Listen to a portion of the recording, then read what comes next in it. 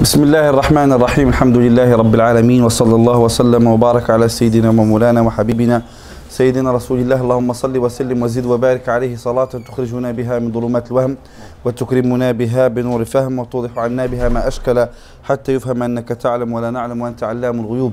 ولا حول ولا قوة إلا بالله السميع العليم. ولا حول ولا قوة إلا بالله السميع العليم. ولا حول ولا قوة إلا بالله السميع العليم.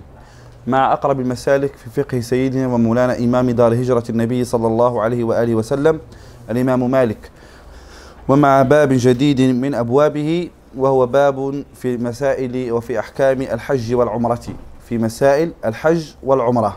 قال الماتن رحمه الله: باب فرض الحج وسنة العمرة فورا على الحر المكلف المستطيع مرة، وهو حضور جزء بعرفة ساعة من ليلة النحر، وطواف بالبيت 7 وسعي بين الصفا والمروة كذلك بإحرام، وهي طواف وسعي كذلك بإحرام، وصحتهما بإسلام، فيحرم الولي عن كرضيع ومطبق وجرد قرب الحرم، وانتظر من ترجى إفاقته، فإن خيف الفوات فكالمطبق لا مغمن فلا يصح إحرام عنه ولو خيف الفوات، وأحرم مميز بإذنه كعبد وامرأة، وإلا فله التحليل ولا قضاء بخلاف العبد والمرأة، وأمره مقدوره، وإلا ناب عنه إن قبلها كرمي وذبح لا كتلبية وركوع، وأحضرهم المشاهد، وإنما يقع فرضا إذا كان وقت الإحرام حرا مكلفا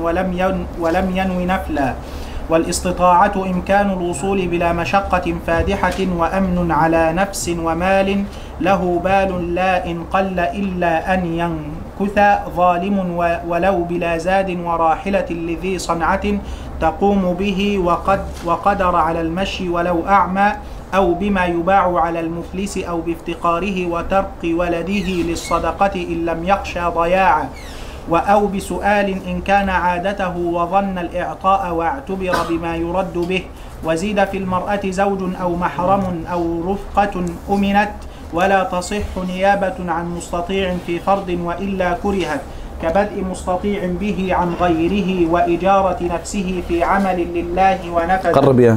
وأركانه 4: الإحرام، ووقته للحج شوال لفجر يوم النحر، وكره قبله كمكانه، وللعمرة أبدا إلا لمحرم بحج فبعد الفراغ من رمي الرابع، وكره بعده للغروب، فإن أحرم أخر طوافها بعده، ومكانه له لمن بمكة مكة، وندب بالمسجد وخروج ذي النفس لميقاته، ولها وللقران الحل وصح بالحرم وخرج، وإلا أعاد طوافه وسعيه بعده، وافتدى إن حلق قبله، ولغيره لهما ذو الحليفة لمدني، والجحفة لكالمصري،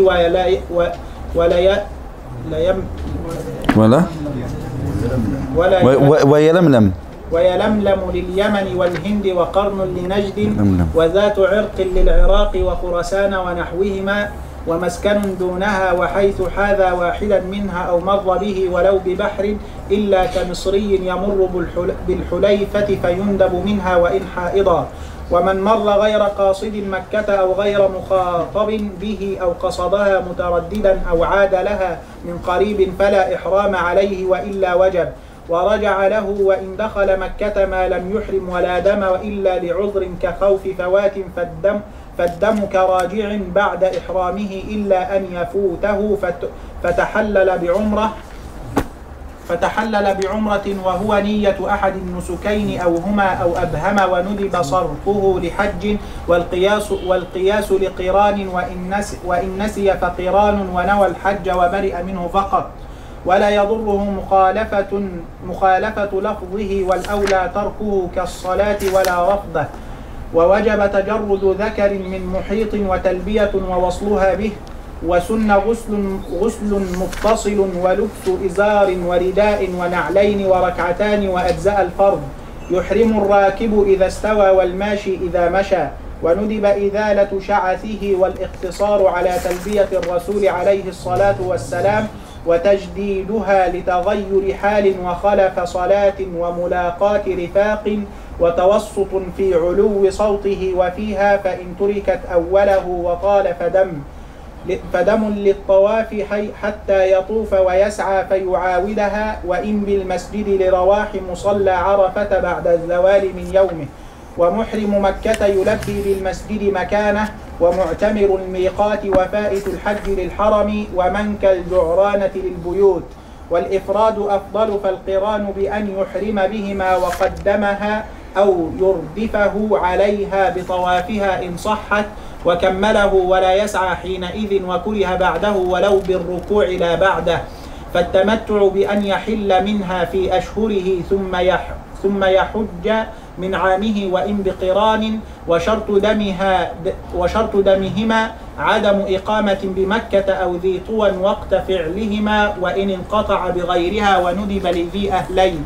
وحج من عامه، وللتمتع عدم عوده لبلده أو مثله ولو بالحجاز، وفعل بعض ركنها في وقته. بعد وقته كمل. الثاني السعي بين الصفا والمروة 7 منه البدء مرة والعود أخرى، وصحته بتقديم طواف صح مطلقا، ووجب بعد واجب وتقديمه على الوقوف إن وجب طواف القدوم بأن أحرم من الحل ولم يراهق ولم يردف بحرم، وإلا فبعد الإفاضة فإن قدمه أعاده، وأعاد له الإفاضة ما دام بمكة، فإن تباعد عنها فدم. وندب لداخل مكة نزول بطوى وغسل بها لغير حائض، ودخوله نهارا ومن كداء، ودخول المسجد من باب بني شيبة، وخروجه من كدى، فيبدأ بالقدوم ونوى وجوبه، فإن نوى نفلا أعاده، وأعاد السعي ما لم يخف فواتا، وإلا أعاده بعد الإفاضة وعليه دم. ووجب للطواف مطلقا 2 ركعتان يقرأ فيهما بالكافرون فالإخلاص، وندب بالمقام، ودعاء بالملتزم، وكثرة شرب ماء زمزم بنية حسنة ونقله. وشرط صحة الطواف 2 طهارتان وستر العورة وجعل البيت عن يساره، وخروج كل البدن عن الشاذوران والحجر، فينصب المقبل شاذروان مش شاذوران، شاذروان. وخروج كل البدن عن الشاذروان والحجر، فينصب المقبل قامته، وكونه 7 أشواط داخل المسجد بلا كثير فصل، وإلا ابتدأه وقطع لإقامة فريضة. وندب كمال الشوط وبنى كأن رعف، وعلى الأقل إن شك. ووجب ابتداؤه من الحجر، ومشي لقادر كالسعي، وإلا فدم إن لم يعده. وسن تقبيل حجر بلا صوت أوله، وللزحمة لمس بيد ثم عود ووضع على فيه، وكبر مع كل وإلا كبر فقط. واستلام اليماني ورمل ذكر في 3 الأول إن أحرم من الميقات، إلا لازدحام فالطاقة والدعاء بلا حد. وللسعي تقبيل الحجر بعد 2 ركعتين، ورقي رجل عليهما كامرأة إن خلا، وإسراع بين الأخضرين فوق الرمل والدعاء بهما. وندب له شروط الصلاة ووقوف عليهما. وللطواف رمل في 3 الأول لمحرم من كالتنعم أو بالإفاضة لمن لم يطف القدوم. وتقبيل الحجر واستلام اليماني في غير الأول كالخروج لمنى يوم التروية بعد الزوال بقدر ما يدرك بها الظهر، وبياته بها، وسيره لعرفة بعد الطلوع، ونزوله بنمرة. الثالث الحضور بعرفة ليلة النحر ولو بالمرور إن علمه ونواه، أو مغمى عليه في أي جزء، وأجزأ ب10 إن أخطأوا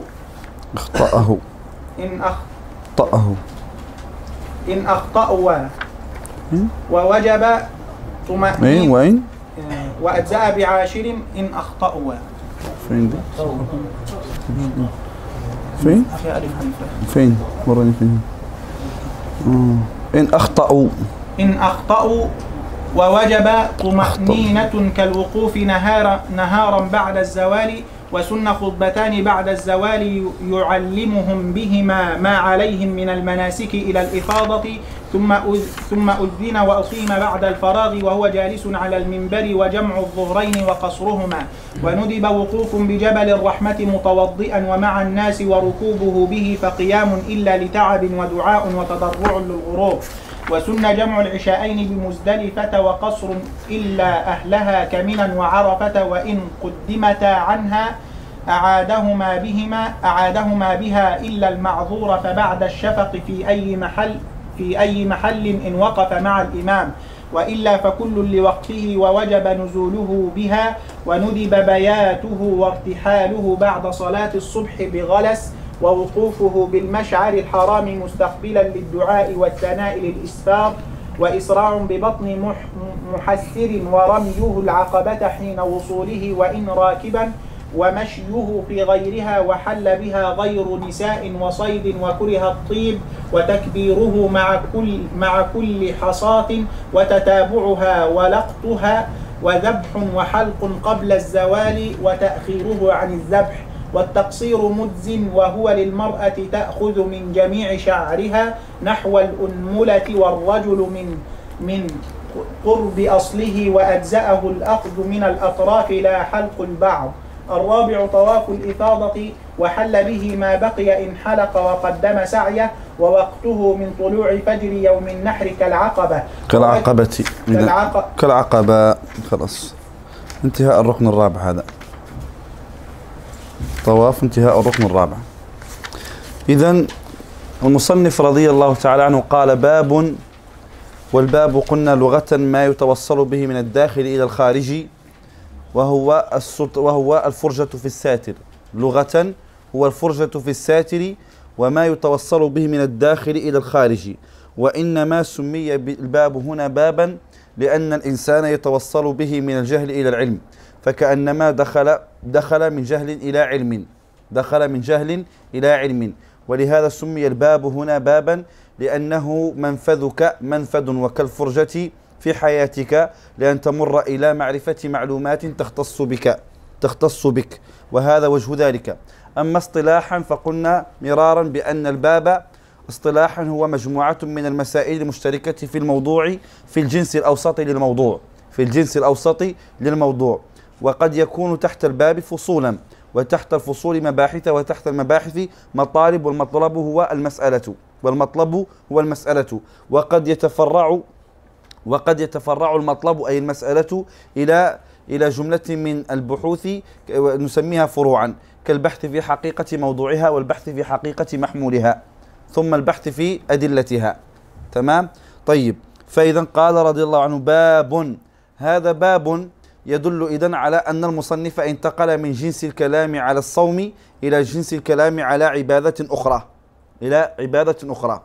تمام؟ وذلك أنه انتقل للكلام على الحج، على فريضة أو على عبادة الحج، على عبادتي الحج والعمرة. فقال: باب، وهي عبادة منفصلة عن ما سبقها من العبادات، عن الصلاة وعن الزكاة وعن الصوم. وقد جعلها رضي الله تعالى عنه هذه العبادة بعد الكلام على الصوم. وبينا قبل ذلك أن مذاهب علمائنا في ذلك أنهم يتكلمون عن فقه العبادات تبعا لما ورد في حديث النبي صلى الله عليه وسلم، حيث يبتدئون بالكلام على الصلاة، ثم الكلام على الزكاة، ثم الكلام عن الزكاة، ثم الكلام عن الصوم، ثم الكلام عن الحج. هذا المسلك الأول. والمسلك الثاني أنهم يتكلمون عن ماذا؟ عن العبادات البدنية، وهي الصلاة، ثم الصوم، ثم العبادات المالية وهي الزكاة، ثم العبادة الجامعة بين المال والبدن وهو الحج. هذا مسلك آخر. وقد رأينا في البخاري بأن المصنف رضي الله تعالى عنه قدم باب الحج على باب الصوم، ووجه ذلك كما ذكرنا أن هناك من تكلم على العبادات الفعلية فقدمها، وعبادات تركية فأخرها. أما العبادات الفعلية فهي الصلاة والزكاة والحج. والعبادة التركية وهي الصوم، فجعل الحج مقدم على الصوم، فجعل الحج مقدم على الصوم. هذه كلها مسالك تدل على أن الترتيب من باب الصنعة الاجتهادية لا من باب الصنعة التوقيفية، من باب الصنعة الاجتهادية لا من باب الصنعة التوقيفية، وبالتالي فلا مشاحة في أي تقسيم. تمام. ونظرا لأن هذه العبادة عبادة الحج عبادة خاصة، فقد جمعت بين كونها بدنية وبين كونها مالية، فقد خصصها العلماء رضي الله تعالى عنهم بالتصنيف أكثر من غيرها. فلهذا قل ما تجد من علماء المالكية إلا وأفرد كتابا في أحكام المناسك. فالشيخ خليل رحمه الله تعالى له كتاب بديع سماه المناسك، وهو مطبوع طبعتين أو ثلاثة، المناسك. وكذلك سيدنا ابن عرفة الدسوقي عنده المناسك، وكذلك ابن فرحون رحمه الله تعالى عنده كتاب في المناسك، والإمام الحطاب عنده كتاب في المناسك، والشيخ علي الأجهوري عنده كتاب في المناسك. وما زال العلماء هكذا، كل واحد يأتي إلا ويكتب في أحكام الحج ويفرد فيها تصنيفا خاصا، حتى أدركنا من مشايخنا شيخنا سيدي ومولاي سيدي محمد بايب العالم رحمه الله تعالى، أفرد في الحج كتابا سماه أنوار الطريق لمن يريد حج البيت العتيق، أنوار الطريق لمن يريد حج البيت العتيق. تمام. وسبب إفرادهم هذا، قلت أولا لمكانة الحج خصيصا، ثانيا لأن عبادة الحج قالوا مبنية على التيسير، يعني ليست مبنية على الاحتياط كما سبق، ليست مبنية على الاحتياط كما سبق في العبادات. ما ألم تروا بأننا كنا سابقا إذا شك الإنسان نقول يقضي، إذا دخل في العبادة دخل في الصلاة شاكا كبر أو لم يكبر ماذا يفعل؟ بطلت يكبر. من سلم شاكا هل صلى أو لم يصلي بطلت صلاته. من شك في وضوئه هل توضأ أو لم يتوضأ وجب عليه الوضوء.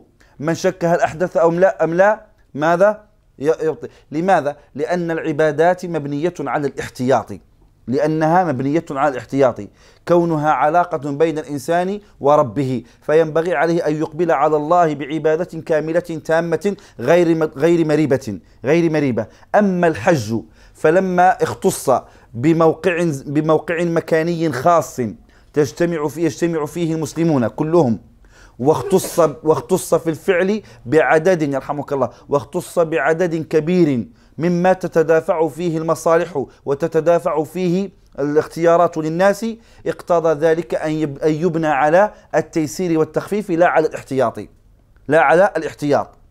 تمام. فلهذا وهذا معروف من حديث النبي صلى الله عليه وسلم، فإنه صلى الله عليه وسلم كما قال راوي حديث الحج قال ما سألناه عن أمر إلا وقال افعل ولا حرج، افعل ولا حرج، افعل ولا حرج. لكن ليس استهانة بالدين، وليس كذلك تلاعبا بالدين، وليس متابعة للهواء. واحد تروح تقول له طب يا سيدنا الشيخ احنا عايزين نروح في أيام منى نروح نجلس فين في الفندق، يقول كيف افعل ولا حرج. لا مش افعل ولا حرج، هذا اتباع الهواء. مش افعل ولا حرج. تمام. لكن القصد في ذلك أن ماذا؟ أن أمر الحج عموما مبني على التخفيف، أي فيما سنه النبي صلى الله عليه وسلم، وفيما اختلف العلماء في بيانه اختلافا بسيطا. فإن الحج عبادة شرعت وحضرها 10,000 صحابي، ف10,000 صحابي كل أولئك الصحابة رضي الله تعالى عنهم الذين حضروا حجة الوداع، وأمرهم النبي صلى الله عليه وسلم حينما قال خذوا عني مناسككم، ما كانت مناسك النبي صلى الله عليه وسلم متضاربة أو مختلفة. فلهذا الخلاف في الحج عادة ما هو قليل، فقط في الاستنباط هل ركن أو شرط، مما أحدثه الفقهاء من مصطلحات، وإلا فحقيقته وكيفيته وهيئته واحدة، والتيسير فيه جار على أصول عامة عند الجميع. لهذا الباب الحج عادة ما تجد العلماء في هذا الباب يذكرون الخلاف في كل المذاهب، حتى لما كنا نقرأ في كتاب أسهل مسالك، نظم أسهل مسالك قديما اللي يذكر المتن مين باقي معانا منه؟ بنان موجود؟ حجر حومة هنا. طيب، لما كنا في أسهل المسالك أيامها وصلنا إلى باب الحج، شفنا في الشرح صاحب سراج السالك سيدي محمد عثمان الجعلي رضي الله عن عثمان الجعلي السوداني، حينما قال في شرحه رحمه الله تعالى قال الحج سنذكر فيه مذاهب العلماء الأربعة، الأئمة الأربعة كلهم، وألخصه من كتاب فلان أحد علماء المالكية السودانيين الذين أفرد كتابا في أحكام الحج وذكر فيه المذاهب الأربعة، فلخص كلامه كله في ذلك ولم يعمد إلى شرح النص شرحا واضحا، ولم يعمد. إذن فباب الحج مبني على التخفيف أكثر، يعني تسمعوا بقاعدتين: الأخذ بالأحوط عند الأصوليين والأخذ بالأخف. تسمعوا بهاتين القاعدتين عند الأصوليين: قاعدة الأخذ بالأحوط وقاعدة الأخذ بالأخف. باب الحج لا خلاف أنه يمشي على قاعدة الأخذ بالأخف، وباقي العبادات تمشي على الأخذ بالأحوط، تمشي على الأخذ بالأحوط. وضحت الصورة؟ لهذا أفرد العلماء رضي الله عنهم هذا الباب بمزيد ماذا؟ اعتناء، وأفردوا حتى كان شيخنا كما قلت رحمه الله تعالى كتب أنوار الطريق على المذاهب الأربعة، ثم أضاف إليه المذهب الإباضي وهو المذهب الخامس الذي جعل فيه ذكر أحكامه بناء على أن بلادنا بلاد الجزائر فيها المذهب الإباضي أيضا، فجعلوا على 5 مذاهب: المذهب الحنفي والمالكي والشافعي والحنبلي والإباضي. طيب، والحج باب إذن في الحج والعمرة. قلنا والحج نظرا لخصوصيته فإنه العبادة الوحيدة التي قال سبحانه وتعالى: وأتموا الحج والعمرة لله. العبادة الوحيدة التي أضاف المولى فقال: أتموا الحج والعمرة لله. لا توجد عبادة أخرى قال فيها هكذا. عندنا حتى في الصوم ثبت بماذا؟ بالخبر، بالحديث القدسي: والصوم لي وأنا أجزي به، والصوم لي وأنا أجزي به. لكن الحج بنص القرآن: أتموا الحج والعمرة لله. لماذا العبادة الوحيدة التي ذكر فيها هذا النص؟ قالوا: لأن الحج لما كان عبادة بدنية ومالية وأفعالها ظاهرة، قال الرياء إليها سريع، الرياء إليها سريع.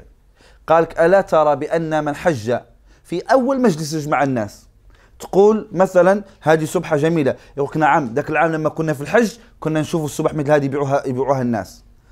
لما يكون تقول الجو النهارده ساخن، صحيح والله مش حيكون مثل ارض الحجاز، احنا ذاك العام لما حجينا كنا ننام تحت المكيف ونطلع على طول نستمرض.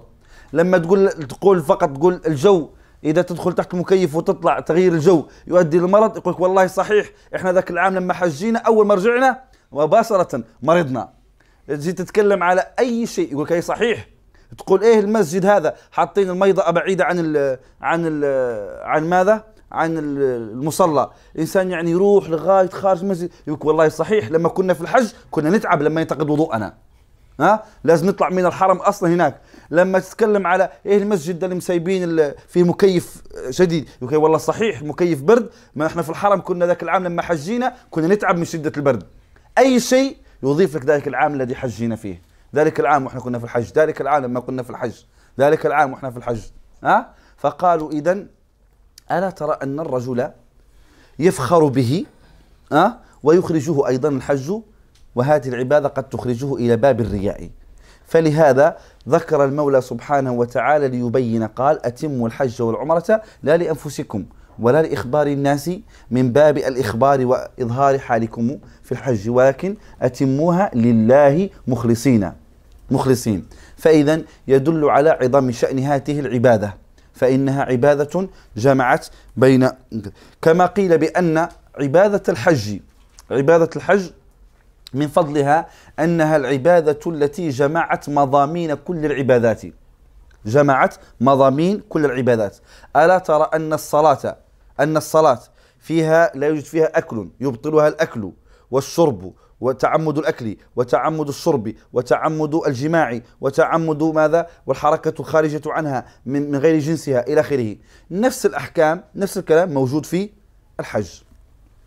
قال ألا ترى بأن الصوم هو إمساك فترة زمنية معينة، نفس المعنى موجود في الحج.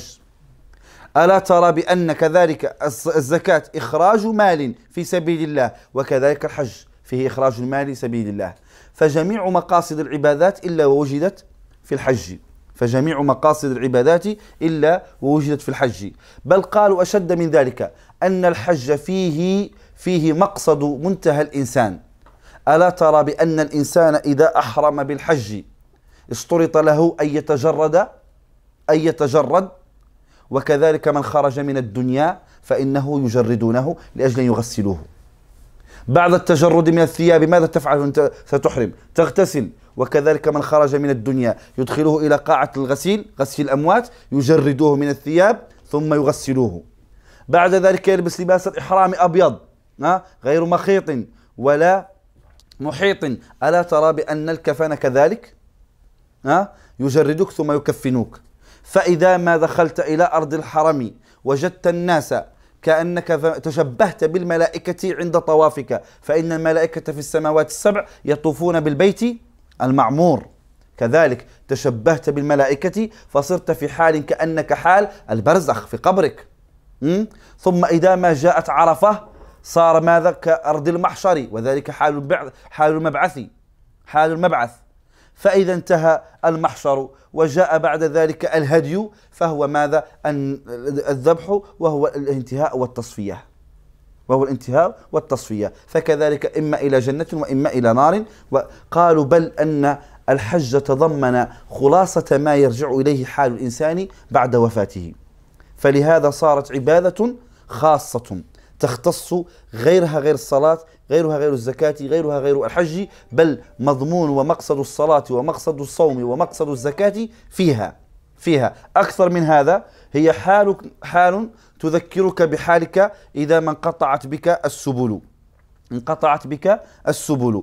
وكذلك قالوا أن الحج فيه تشبه بالملائكة في غالب أحوالهم، فإذا هو حال أو عبادة أيضا تزكي النفس وترقيها. وفي الحج أيضا ماذا؟ معاش الناس. بعضهم قال فقط فيها حال الآخرة، قال آخرين لا، فيها حتى حال الدنيا. ألم ترى بأن سيدنا إبراهيم دعا لمكة لهذه البقعة من الأرض أن يجعل فيها الأرزاق تساق؟ كذلك فلهذا أسواق مكة لا تنقطع في هذه البقعة إلى أن يرث الله الأرض ومن عليها، فهي موضع يزكو فيه الذي طلب الدنيا يأخذها. فعلم من ذلك بأن الحج يقع في مكان كل من قصد فيه أمرا حصل عليه، من قصد الدنيا أصابها ومن قصد الآخرة أصابها. فهو إذن عبادة ينبغي فيها مزيد اعتناء. أيضا قالوا لأن موضعه مرتبط بالزمان والمكان، قالوا عبادة مرتبطة بماذا؟ بالزمان والمكان، وكلاهما مما يعرض له عوارض فيغير. مرتبط بشهر ذي الحجة، شهر ذي الحجة أو ذي القعدة وذي الحجة وشوال، مرة يأتوا في الشتاء ومرة يأتوا في الصيف، مرة يأتوا في الشتاء ومرة يأتوا في الصيف. وحال الإنسان إذا متقلب. المكان قديما الذي ذهب إلى مكة وحج واعتمر، شايف المسعى هذا تذهب منه وهذا ترجع منه. الذي ترجع منه زمان كان هو ماذا؟ هو الذي فيه الذهاب والإياب، ما كانش موسع من هنا، لكن لكثرة الناس اضطروا أن يزيدوا.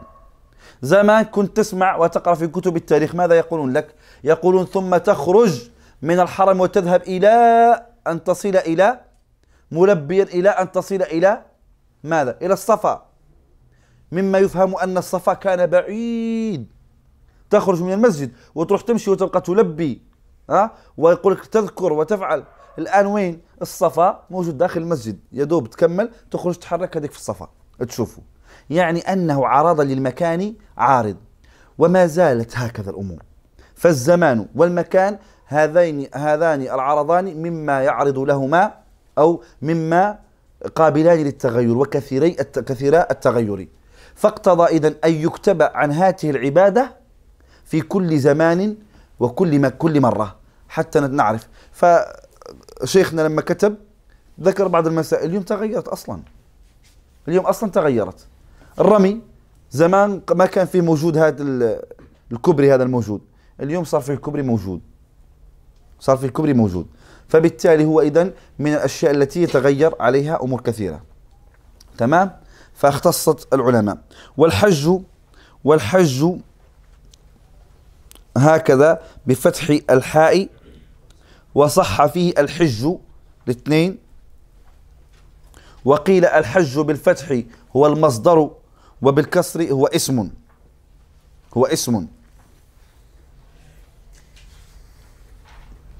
لغة هو القصد.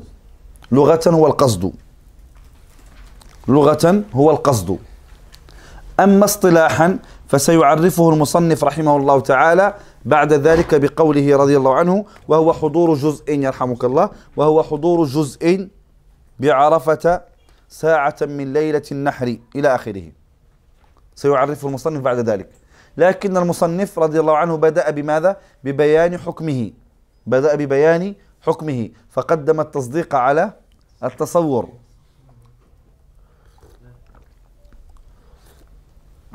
فقدم التصديق على الحكم على التصور. ماذا قلت يا؟ قدم التصديق على التصور. بس في الأول ماذا قلت؟ تصوير. قال قدم الحكم على التصوير. هذا أحد الأوجه الإجابة عن الإشكال الذي ارتضاه ابن علي الأجهوري، أن ماذا؟ أن المذكور ليس تصورا وإنما هو تصوير، والمنتقد عند المناطق هو تقدم الحكم على التصور لا على التصوير. مثلا محتاج البحث، ابحثوا فيها. خلاص يا صالح، ما الفرق بين التصور والتصوير؟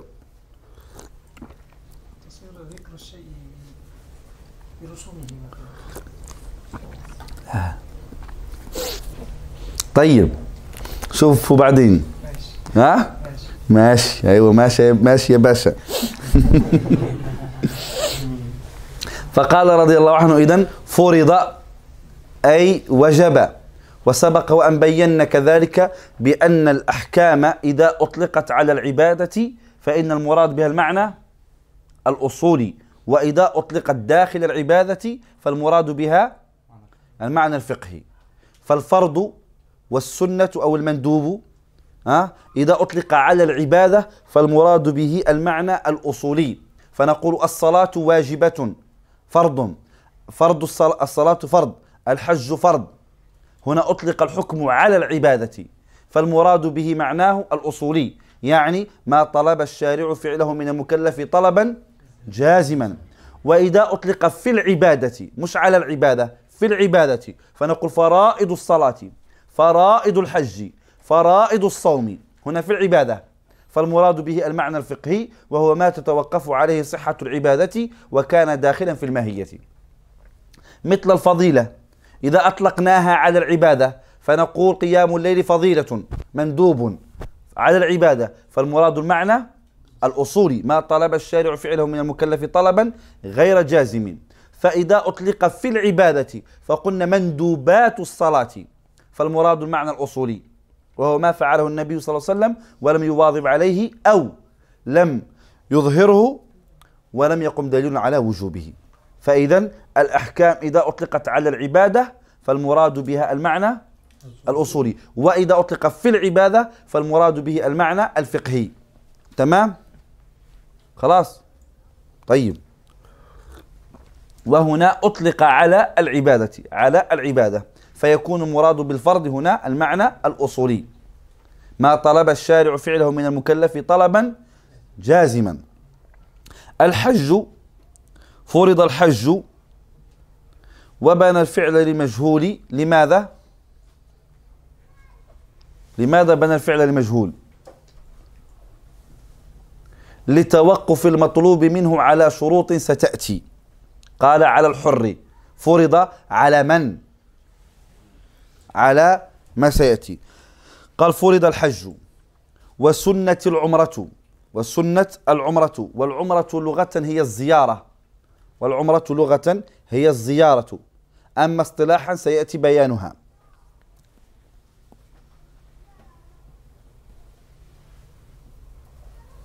قال فورا، فورا أي لا على التراخي، فمتى توفر شرطها، شرط الحج وجب، لا يجوز التراخي، لا يجوز التراخي. والفرض هو رواية العراقيين عن الإمام مالك ومذهبهم واختيارهم أن الفور في الحج واجب، والتراخي مذهب المغاربة، والتراخي مذهب المغاربة.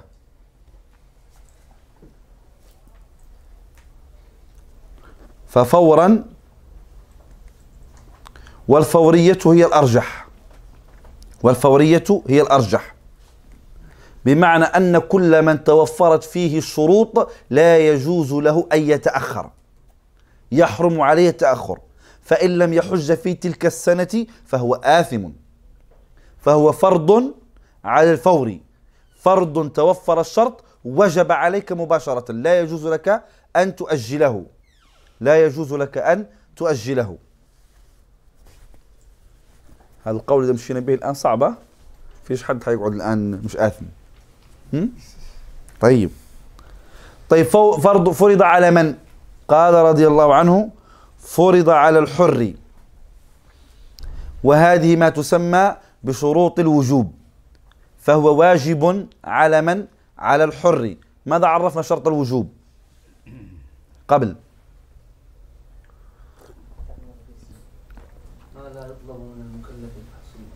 طيب، وأيضا هذا ضابطه.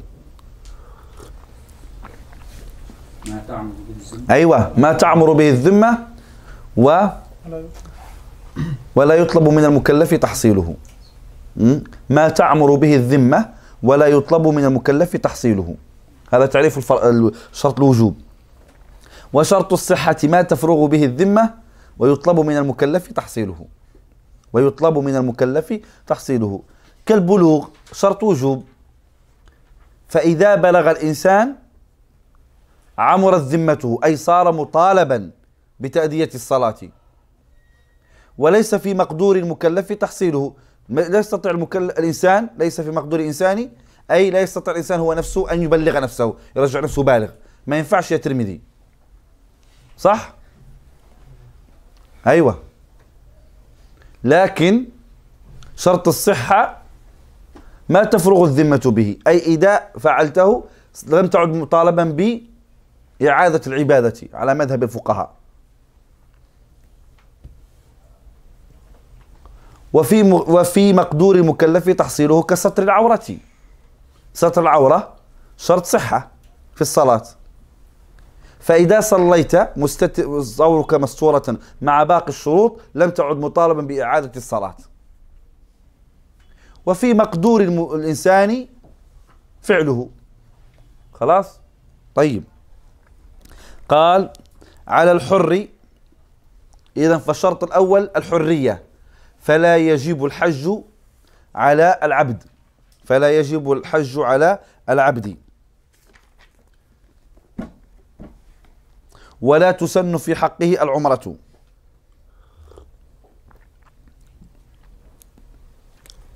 ولا تسن في حقه العمرة. قال الحر أراد هنا الحرية التامة لا الشائبة. ما معنى ذلك؟ أن الحكم هذا كذلك لو كان فيه شائبة حرية لا يجب عليه، كالمكاتب، المكاتب أو المبعض، بعضه حر وبعضه عبد، تمام؟ فهذا فيه شائبة حرية فلا يجب عليه، لا يجب عليه حج ولا تسن له عمرة. قال المكلف، والمكلف هو البالغ العاقل، فلا يجب الحج على الصبي، فلا يجب الحج على الصبي ولا على المجنون، ولا على المجنون، لا يجب عليهما. هل يستحب لوليهما أن يحججهما؟ نعم، يستحب له ذلك. فإذا عقل المجنون تعلق به حكم حجة الفرض، وإذا بلغ الصبي طولب كذلك بحجة الفريضة. يعني ما يقولش أنا حجيت خلاص وأنا صغير، نقول له لا، تلك كانت نافلة، تلك كانت نافلة. وكذلك مجنون ما يقولش أنا لما كنت مجنون أخذوني الحج وحجيت والآن الحمد لله شفيت وصرت عاقلا، قل له لا، ما زلت مطالبا بحجة الفريضة. خلاص. قال على الحر المكلف، وستأتي بعض التفاصيل. المستطيع، فشرط الوجوب الاستطاعة، وسيأتي بيانها بعدين، سيأتي بيانها. وحقيقتها يقال هي القدرة على الوصول إلى مكة.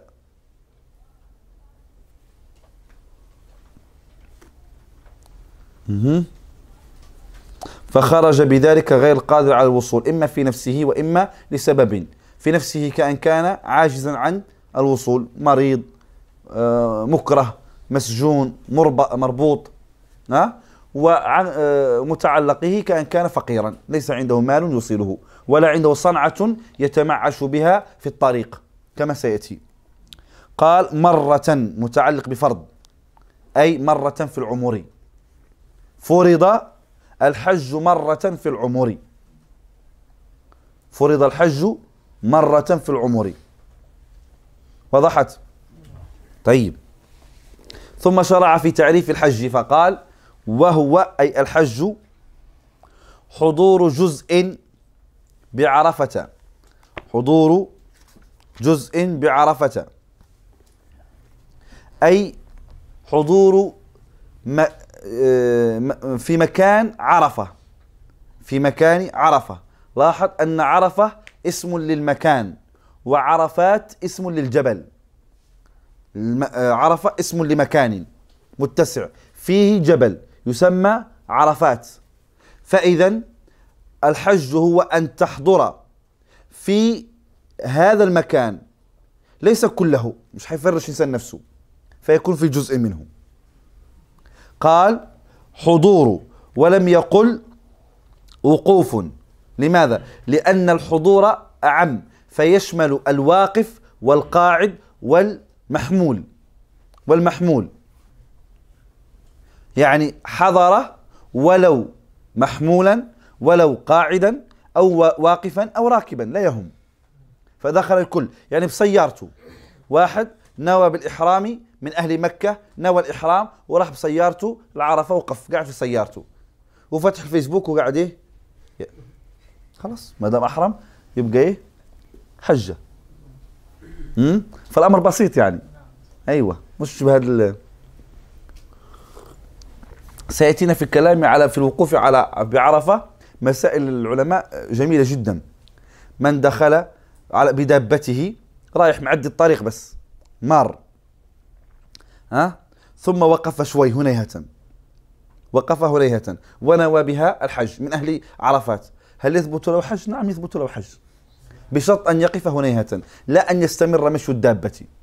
بالعربية ماشي ورايح ماشي على طول ما وقفش، هذا لا يثبت له ولو نوى.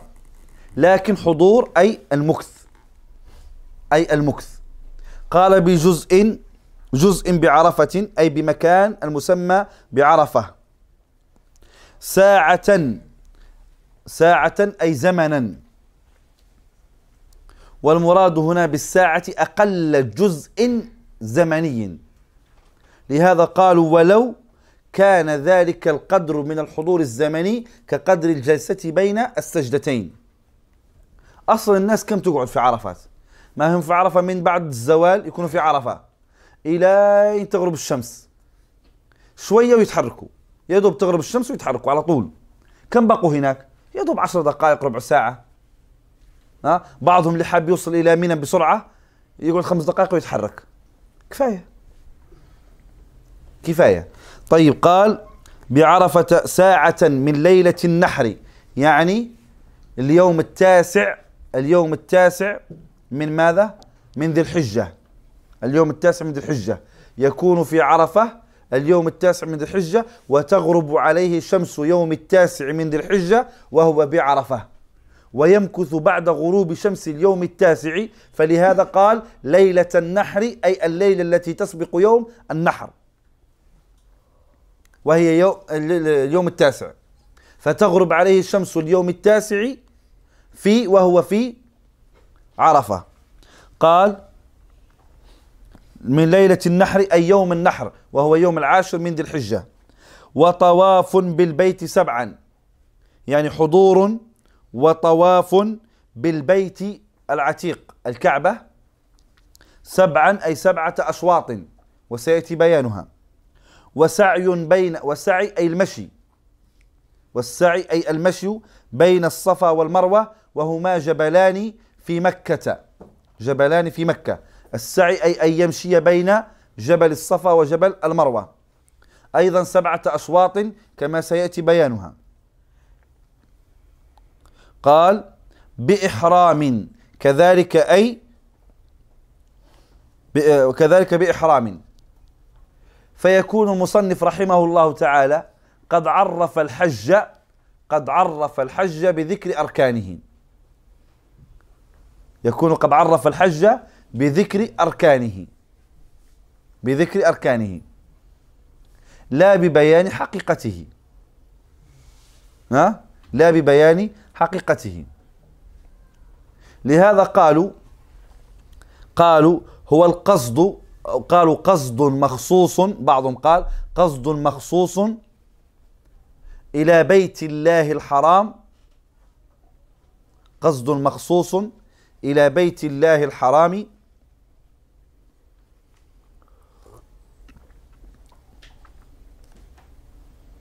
لأفعال مخصوصة بنية. ويعترض على هذا بأنه قال لبيت الله فقط، فكأن ماذا؟ كأنه اقتصر على ذكر الطواف فقط. أما السعي بين الصفا والمروة فهي خارج بيت الله، وكذلك الوقوف بعرفة خارج بيت الله.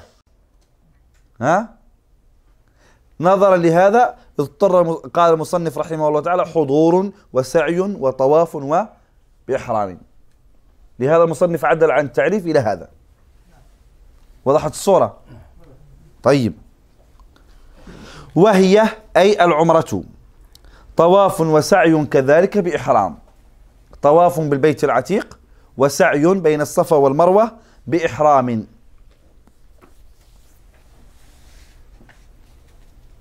وصحتهما أي وشروط صحتهما بإسلام. فعلمنا إذن أن شروط وجوب الحج والعمرة ما هي؟ الحرية، البلوغ، العقل، واستطاعة. لا، شروط الوجوب 4: البلوغ والعقل وماذا؟ والحرية والاستطاعة، هذه شروط الوجوب. أما شرط الصحة فهو واحد وهو الإسلام، شرط واحد وهو الإسلام. خلاص. ثم فرع المصنف عن هذا المجمل الذي هو شرط وجوبها الحرية والبلوغ والعقل والاستطاعة وشروط صحتها الإسلام. فتفريع الآن يفرع عما سبق، فقال فيحرم الولي. رجع إلى ماذا؟ شرط البلوغ نعم، عن كرضيع ومطبق، اللي هو التكليف، يعني شرط التكليف يتضمن 2. قال فيحرم الولي عن كرضيع ومطبق. طيب لماذا قال هذا الكلام؟ لأننا سنقول شرط الصحة هو فقط الإسلام. قال نعم، يعني إذا حج الصبي يصح حجه؟ قال نعم. إذا حج المجنون يصح حجه؟ قال نعم. السؤال كيف يحرمان؟ فقال يحرم الولي عنهما. فيحرم الولي عن كرضيع أي الطفل الصغير الرضيع، ولماذا قال كرضيع ولم يقل عن رضيع؟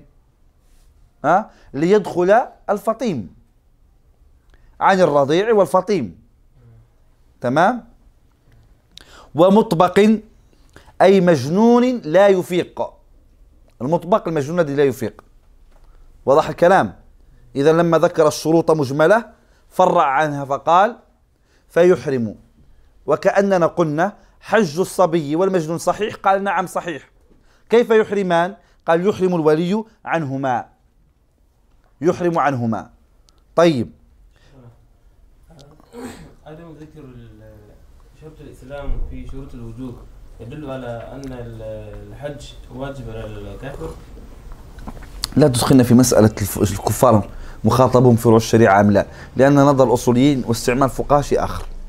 لا تدخلنا في هذه المسألة الذي كل مرة نعيدها مع كل عبادة نحن نقول نعيد فيها. قلت استخدام الفقهاء شيء وبحث الأصوليين شيء. جرت عادة الأصوليين الفقهاء لا يذكرون شرط الصحة إلا الإسلام إلا في شرط الصحة. تمام؟ طيب، مع أن الراجح عند الأصوليين أن الكفار مخاطبون بفروع الشريعة، لكن الفقهاء لا يذكرون الإسلام إلا في شروط الصحة، لا يذكر فيه شروط الوجوب. فهذه دائما نفس الإشكالية نقول نعيدها دائما كل مرة. قال رحمه الله: فيحرم الولي عن كرضيع، عن طفل غير بالغ كرضيع وفطيم ونحوهما، وعن مجنون مطبق، وجردا قرب الحرم، أي لما يحرم عنهم يجردان من الثياب، فعلى الولي أن يجردهما من الثياب. لكن أين يجردهم؟ هل في الميقات أم قرب الحرم أم في مكان آخر؟ قال قرب الحرم ليس في الميقات. لماذا؟ لأن الصبي، لاحظ أنت الآن لو خرجنا من المدينة، مثاله خرجنا من المدينة، أين نحرم؟ أبيار علي، في أبيار علي. كم تبعد أبيار علي عن المدينة؟ 10-15 كيلو. من أبيار علي إلى مكة كم كيلو؟ تقريبا 400 كيلو. تخيل المجنون وهو مجرد من الثياب، لابس فقط إزار ويمشي 400 كيلو، أكيد يشيل هدومه، يعري نفسه، ويبقى فرجة للناس. وكذلك الولد الصغير. فإذا إعمالا مراعاة لستر عرضه وعورته ماذا فعلنا؟ قلنا أنه يجرد عند قرب الحرم لا في الميقات. وهل يضر بعد ذلك تأخير تجريده عن الميقات؟ لا يضره ذلك، لا يضره ذلك، وإنما علته دافعة للضير. وضحت الصورة؟ طيب، قال وجردا قرب الحرم. طيب، ما هي مسافة القرب؟ ما هي مسافة القرب؟ قالوا مسافة القرب قولان عندنا فيها. قرب المسجد، يعني لما نقرب من الدخول إلى مكة نفسها، خلاص قبل في الفندق، يعني في زماننا اليوم قل في الفندق، نخلي المجنون والولد الصغير رضيع أو الولد الصغير هذا نتركه بلباسه إلى أن ندخل إلى الفندق، وسنخرج من الفندق نذهب إلى ماذا؟ إلى الطواف. هنا نلبسه، نجرده ونلبسه لباس إحرام. وقيل بل عند مبدأ الإحرام، اللي هو مبدأ ماذا؟ الحرم، اللي هو مين؟ التنعيم، مسجد السيدة عائشة رضي الله عنها. عند مسجد السيدة عائشة رضي الله عنها هناك ماذا؟ نغير له ونجرده. فقولان، رجح الأمير الأول وشهر الدردير الثاني. خلاص؟ قال وجردا قرب الحرم. واختلفوا في القرب وين؟ هل عند مكة أم عند بداية الحرم اللي هو التنعيم، يعني حدود الحرم، حدود الحرم. خلاص؟ وضحت الصورة. وجردا قرب الحرم. قال وانتظر من ترجى إفاقته، أي المجنون إذا كانت يرجى إفاقته، يعني سيفيق، بأن كان يسرع فقط، يسرع جنونه ليس جنون إطباق لا يغيب، يعني يفيق ويغيب، يفيق ويغيب. فهذا ماذا نفعل؟ ننتظره حتى يفيق. نبقى وين؟ نبقى عند الميقات ننتظره في أبيار علي حتى يفيق، فيغتسل ويتجرد ويحرم. يتجرد ويغتسل ويحرم ثم نكمل مسيرنا. قال وانتظر من ترجى إفاقته فإن خيف فوات ماذا؟ فوات أعظم ركن وهو الوقوف بعرفة.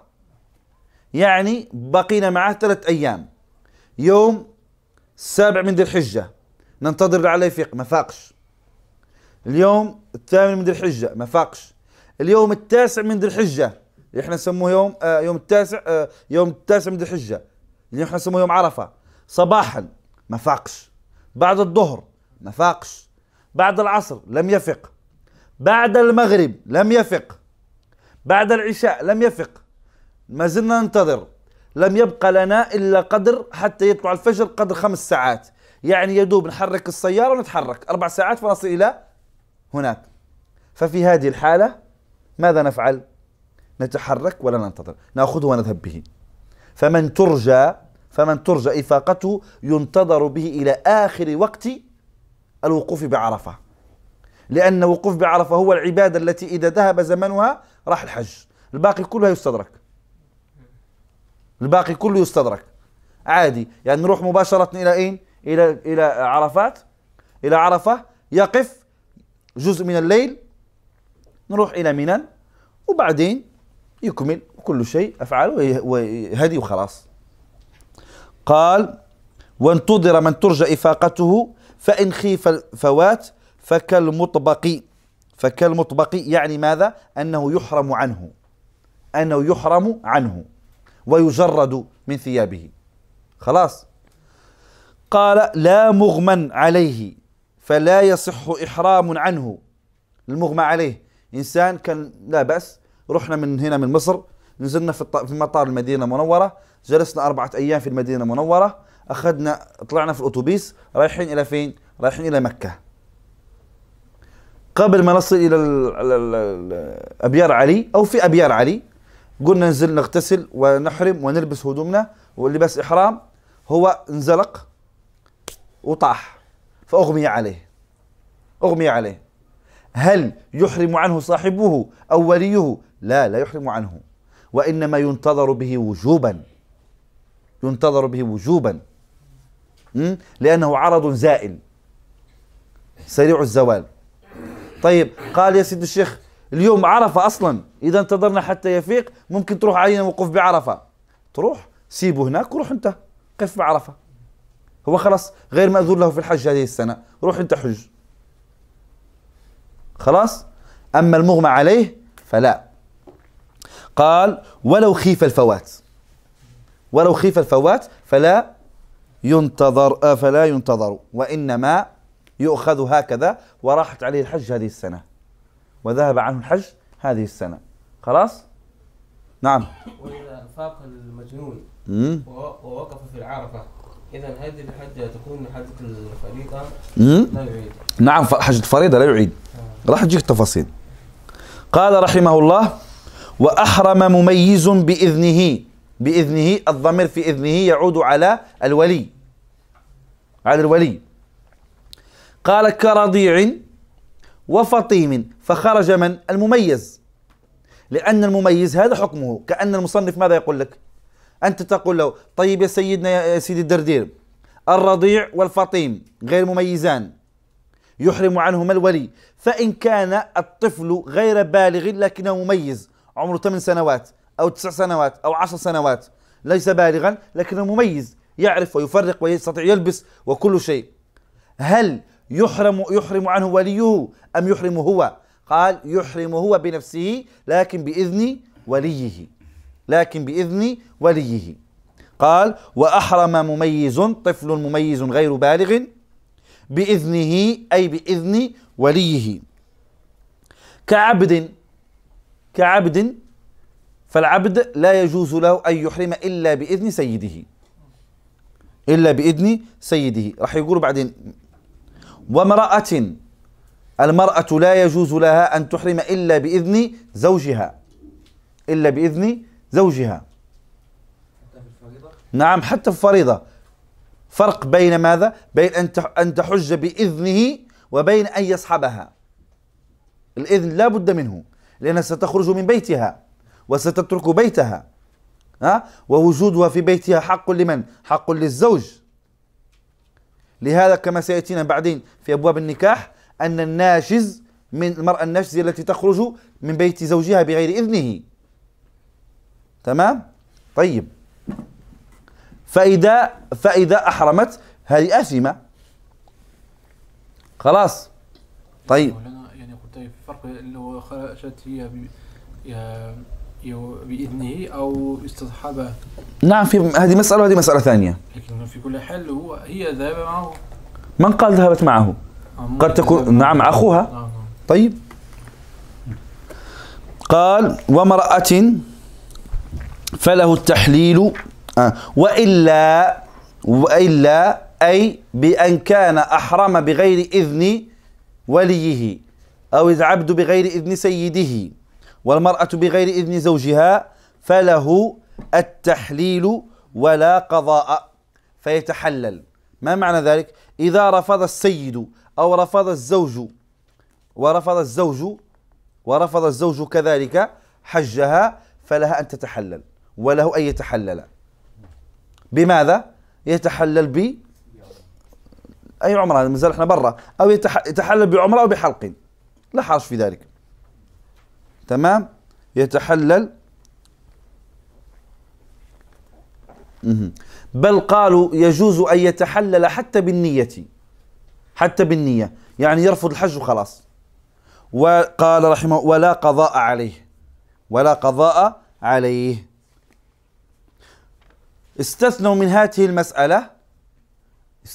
المسألة الزوجة إذا كانت حجة الإسلام، فإنها لا تتحلل، تكمل وهي آثمة لأنها أحرمت بغير إذن زوجها، وتكمل حجها لأن حجها فرض، بخلاف لو كان نافلة، فالحق للزوج في إبطال النافلة وليس له الحق في إبطال الفريضة. تمام؟ وتؤثم بسبب عصيانها، أي أنها لم تستأذنه، وهذا لا ينافي صحة حجها.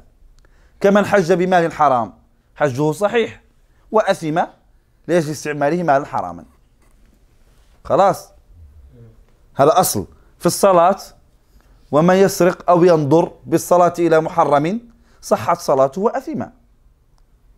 واحد في الصلاة وهو راكع شاف التليفون بتاع الإنسان اللي بجنبه طالع من جيب ويده ما شاء الله خفيفة، الله أكبر سمع الله لمن حمده، ريت خفيفة،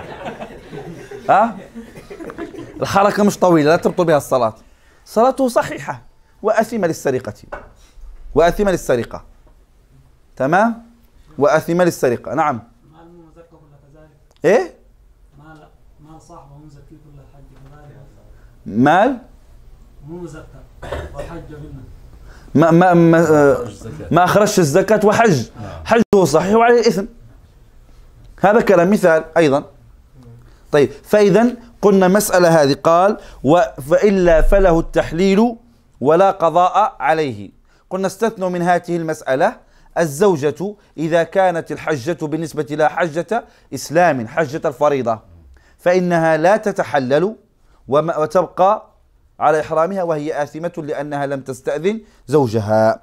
قال وإلا فله التحليل ولا قضاء بخلاف العبد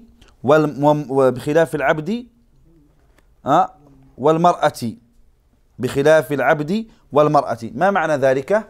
أن العبد إذا أحرم بغير إذن سيده وأمره سيده بأن تحلل وجوبا، فإذا اعتق وجب عليه القضاء. تمام؟ والمرأة في غير حجة الإسلام إذا حجت أحرمت بغير إذن زوجها فأمرها زوجها فتحللت، فماذا؟ وجب عليها أيضا القضاء إذا توفي زوجها وتأيمت. وضحت الصورتين. فصار إذن ولا قضاء متعلقة بمن؟ بالمميز إذا أحرم بغير إذن وليه. خلاص كلام الصورة واضحة كلها.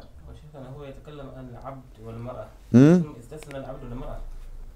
لا، قال وأحرم مميز بإذن وليه كعبد أحرم بإذن سيده، وامرأة أحرمت بإذن زوجها، وإن لم يأذنا فلهم التحليل في ثلاثتهم، ولا قضاء على المميز. تمام. أما العبد والمرأة فعليهم القضاء. وضحت الآن؟ استثناء للمميز. نعم للمميز، لهذا قلت فتعلق ولا قضاء تعلقت بمن؟ بالمميز. وضحت الآن الصورة؟ أما العبد والمرأة فهي حق السيد والزوج، فلم يسقط القضاء لضعفه. ماذا؟ هنا في الحاشية يقول وأما العبد والمرأة فهي فلحق السيد والزوج. ثم يقول فلم يسقط القضاء لضعفه. نعم لهذا معنى ضعفه هو لعلة كده. نعم، لأن حق الله مقدم على حق العبد، هذا ضعف، فهنا تعارض حق العبد مع حق الله، فأبقينا جمعنا بين الحقين. فماذا فعلنا؟ أبقينا حق الله لأنه أقوى من حق العبد، أبقينا حق الله وهو وجوب القضاء. تمام. وأعطينا للعبد حقه، فقلنا لها تتحلل بس. المنعة ولا لغير عذر. ها؟ هل تقسم المنعة لغير عذر؟ حجة النافلة فريضة. لا الفريضة قلنا قلنا مستثنات فريضة، خرجنا مسألة فريضة. لا قلت أسمة. نعم ما بها؟ إن منعها لغير عذر. منعها لغير عذر شرعي. ما قال لغير عذر، ما حد يقدر يعرف العذر إلا الزوج. مثلا هو من قال؟ لغير عذر. ما حد يقدر يقول في عذر ولا لا، ما حد يعرف الرجل إذا نام في فراشه ماذا يحتاج. هكذا سنوات طويلة يعني. نعم ما حد يقدر يعرف العذر فين. مش لازم يجيك يقول لك انني ما اقدرش انام وحدي حتى تقول انه منعها لغير عذر. هذا مما لا يعرفه الا الزوج نفسه وهو متدين. فهمت يا سيدنا؟ انت الان قاعد برا هكذا تقول منعها لغير عذر. هذا في الفقه واقع. لا ما حدش يعرف الفقه، هذا هو ما حدش يعرف. من قال لك ان الزوج لابد ان تنام معه؟ ما حد يعرف. هذا الفقه هو انك لا تعرف حاجات الرجال من النساء. هي قد تسأل وقد منعها لغير عذر مثلا. هي التي سألت السؤال هذا.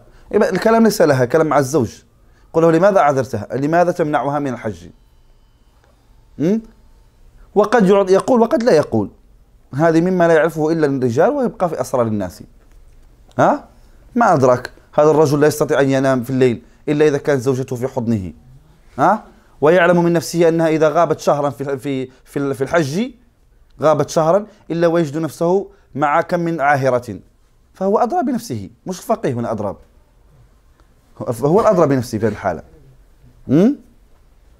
فكيف تجوف مباشرة تقول منعها لغير عذر؟ وإذا هي اللي قالت لك هذا الكلام لا عبرة بها، هي شافت لأنه الصديقات راحوا الحج فخلص، والنساء يحبوا التعاند. شافت جارتها راحت الحج، وأختها راحت الحج، وبنت خالتها راحت الحج، وبنت عمتها راحت الحج، فهي كذاك عايزة تروح الحج، فتجيك عندك أنت وتورطك الفقيه، تقول لك زوجي يمنعني من الحج، تقولها ما هو العذر؟ تقول بلا عذر. من قال لك بلا عذر؟ قولها نسأل عما تحت الغطاء ولا بلاش؟ طيب كان رجل عاصي.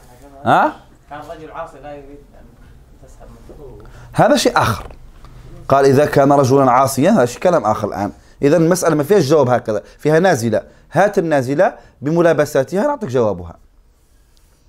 فهمت كيف؟ هذه النازلة. قل لي فلانة شخص ما في بلدة كذا، تمام، واقع 1 2 3 4، هذه الملابسات وهذه الظروف وهذه الأحوال. طب كيف يا مولانا؟ هل يجوز لها أن تحج بغير إذنه أم لا؟ هذه صارت نازلة الآن، لها وقائع يخصها وأحوال وملابسات. تمام سيدنا؟ أما حكم هكذا لا، ما أحد. هنقول بغير عذر، لكن العذر ما حد يعرفه. طيب قال وأمره مقدوره، وأمره أي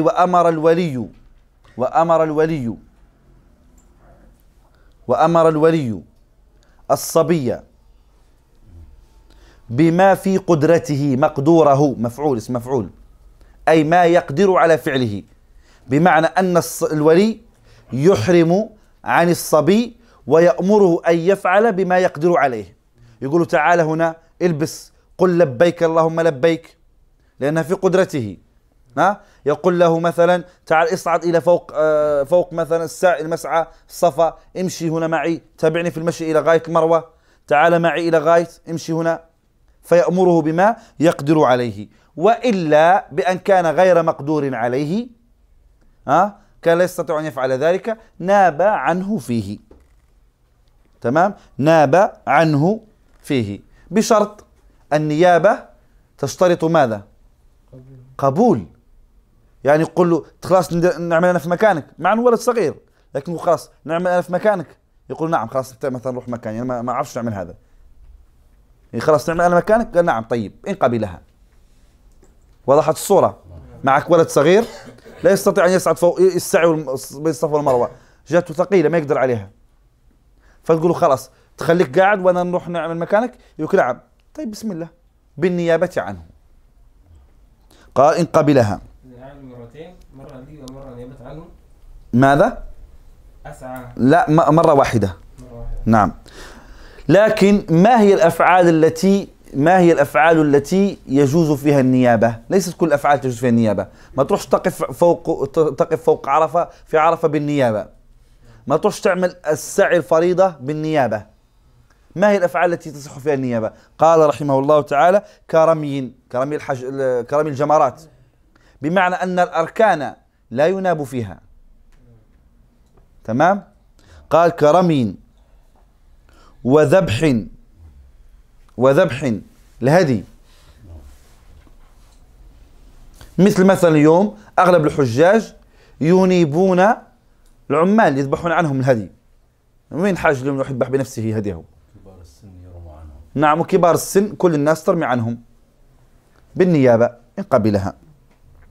لماذا النيابة في الأفعال نفسها لا تصح؟ لأن هذه عبادة فعلية، ولا يجوز النيابة في العبادة الفعلية. ما تقدرش الواحد تصلي عني العصر، أنا مش قادر والله تعبان، أنا ما ينفعش، عبادة فعلية. فكذلك الوقوف والسعي والطواف، هذه ماذا؟ أركان فعلية لا يصح فيها النيابة. لكن إذا تعلق الفعل بشيء آخر، بذات أخرى خارجة عن البدن، كالزكاة، تستطيع تقول واحد خرج زكاة عني، روح تفحل الفقراء عني، تصح ولا ما تصحش النيابة هنا؟ تصح النيابة. إذا كذلك فالرمي ماذا؟ تعلق الفعل بشيء آخر خارج عن البدن، فصح إذن أن ينيب من يرمي عنه. شفتم الفرق في إزاي؟ قال لا كتلبية وركوع. تلبية لابد أن يلقنه إياه، قل خلفي لبيك اللهم لبيك اللهم لبيك لا شريك لك لبيك لا شريك لك، يبقى يلقنه فيها ولا ينوب عنه في قولها. قال وركوع يعني الصلوات فلا يصح النيابة عنه فيها.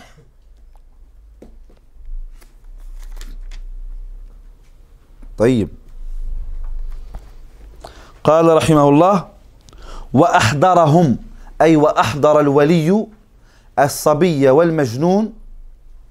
والمجنون المشاهد اللي هي ماذا؟ الوقوف بعرفة، مشهد الوقوف بعرفة، تمام؟ والمزدلفة والمشعر الحرام ونحو ذلك، هذه تسمى المشاهد. فيحضرهم، يأخذ معه الولد إلى عرفة، يأخذه بعدك إلى مشعر الحرام، يأخذه إلى مزدلفة، تمام؟ قال وأحضرهم، أي وأحضر الولي الصبي والمجنون المطبق، والصبي المميز، والمجنون الذي يفيق لكنه كان في حال غير إفاقة، يحضرهم يحملهم إلى المشاهد اللي هي ماذا؟ عرفة والمشعر الحرام ومزدلفة. خلاص؟ قال وإنما يقع فرضا، أي وإنما يقع الحج فرضا إذا كان المحرم به، يعني الصبي، المحرم به من؟ الصبي والمجنون، إذا وقع إنما يقع الحج فرضا إذا كان المحرم به وقت الإحرام حرا مكلفا فيصح يعني ماذا المقصود؟ أنه لا يضر كونك أحرمت عنه، لا يضره كونك أحرمت عنه، فيقع الحج ماذا؟ فيقع الحج فرضا إذا كانت أول مرة، بشرط أن تتوفر باقي الشروط. مثال ذلك مجنون يفيق أو لا يفيق، يفيق أو لا يفيق. نقول مجنون مثلا يفيق، مجنون يفيق، لكنه أطبق في هذه الأيام قبل الإحرام، فجئت أنت وماذا فعلت؟ نويت عنه وأحرمت عنه حجا فريضة، وأحضرته المشاهد، وكان يفعل الأفعال مثل ماذا؟ السعي بين الصفا والمروة والطواف والوقوف بعرفة وكل شيء، لكن أحرمت عنه. هل تعتبر له حجة فريضة أم لا؟ نعم تعتبر له حجة فريضة. قلنا لم يقل إذا كان المحرم به وقت الإحرام حرا ومكلفا، يعني وقت الإحرام فقط. أي نعم، يعني إن كان يعني في وقت الإحرام يعني في حال جنون أو صبي، يعني هنا لا يكون فرضا، لا يعني كيف؟ يعني إن كان في وقت الإحرام هذا لم يكن حرا أو مكلفا، إذن في هذا الوقت لم يقع الحج فرضا. أي نعم صحيح، نعم يعني شوف، أقصد ماذا أقصد أنه أحرمنا لما أحرمنا به في حال الإحرام كانت متوفرة فيه الشروط. طيب نجيب الصورة بطريقة ثانية. كيف ذلك؟ وقت الإحرام توفرت فيه الشروط، ما هي؟ كان حرا بالغا عاقلا، لكن مثل ما قلنا محرم به وقت الإحرام، أتينا به تمام، ولقناه الإحرام وأحرم، ثم بعد ذلك أطبق، خرجنا من أبيار علي أطبق وحضرنا به المشاهد وأتممنا به الأفعال، هل يحسب له حج فريضة أم لا؟ السؤال الآن، وقت الإحرام هل كانت الشروط متوفرة أم لا؟ قال نعم وقت الإحرام كانت متوفرة، إذن يحسب له حج فريضة.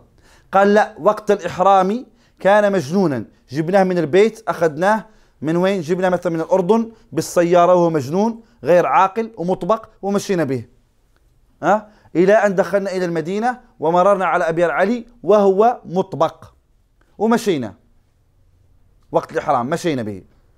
طيب هل يعتبر وقمنا بكل شيء، أحرمنا عنه وقمنا بكل شيء، هل يعتبر له حج فريضة أم لا؟ لا يعتبر له. لماذا؟ لأن السؤال وقت الإحرام كيف كان؟ كان مجنون ولا كان عاقل؟ كان مجنون، يبقى إيه؟ لا تحسب له حج فريضة. خلاص؟ قال ولم ينوينا في العام سيدي. لماذا يعني هو توفرت فيه شروط، لماذا أحرم عنه وهو موجود وعاقل وكل شيء؟ نعم جميل. قال لماذا قلنا يحرم عنه مع أن الشروط متوفرة فيه؟